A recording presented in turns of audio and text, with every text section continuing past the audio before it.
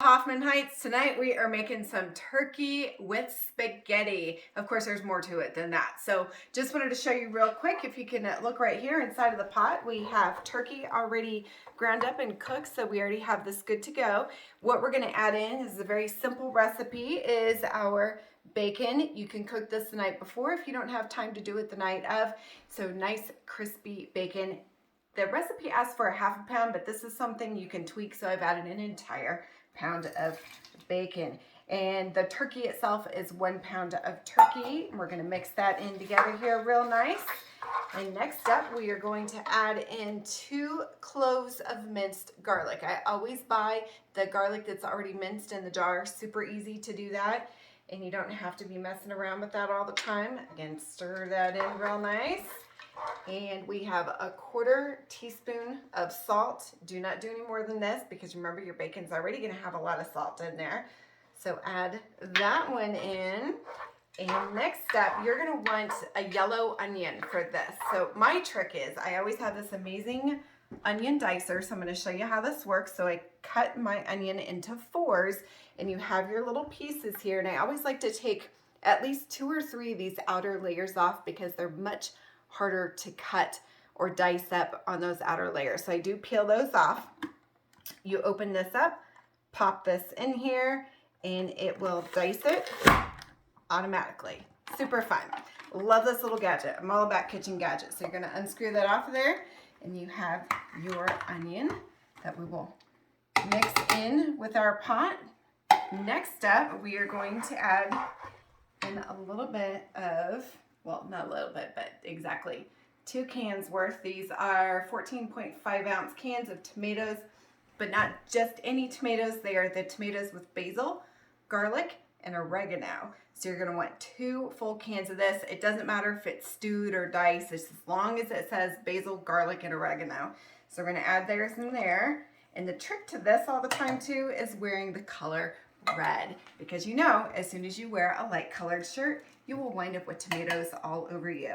So that is why you wear red when you are cooking anything with pasta that is a red sauce involved. So we're going to stir that in there. Next up, we are adding in an entire carton of chicken broth. So this one is 32 ounces.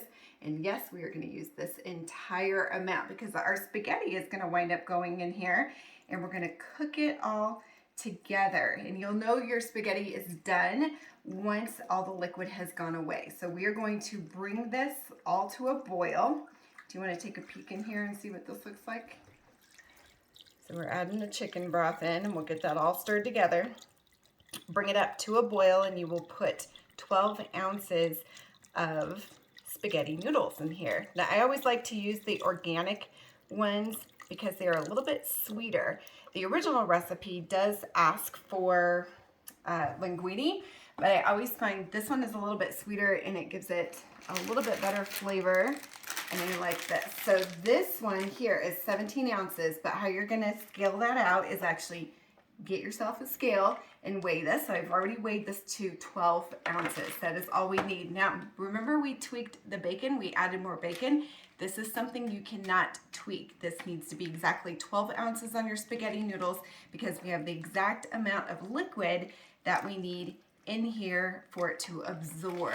So you will use these. You can break them in half. Some people like to do that, or just put the whole thing in. The pot is big enough. It will bend within about a minute or 2, and then you can just keep that all in there. So in the meantime, we're going to blend this all together. We will bring it to a boil, and I'll bring back and show you what it will look like, and we're going to add a couple of extra ingredients to it. Oh, and as usual, don't forget, you always need a drink with your meal. Tonight we are drinking a Malbec, and this is also from Hoffman Heights, and eventually we will have a video on how to make wine.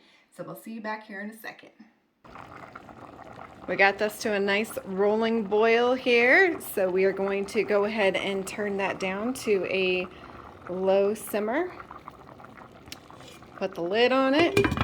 Check that in about 15-20 minutes. Just a reminder, it takes a little bit longer for noodles to cook in Colorado. It says 9 to 10 minutes, but we've always found it's about 15 or 20. So I'll get back to you and let you know how much time that actually took. See you soon. All right, you can see most of the liquid is gone. This is where you want it at. This took about 20 minutes to get to this point, and the spaghetti is definitely done. And now we are going to add in 4 ounces of cream cheese, the best part, yes. And we are also going to add in about a half a cup of fresh parsley. That'll give it a nice color. Not so much for flavor, just because it's pretty to look at. So while I'm stirring this in here, I'm going to tell you a little story.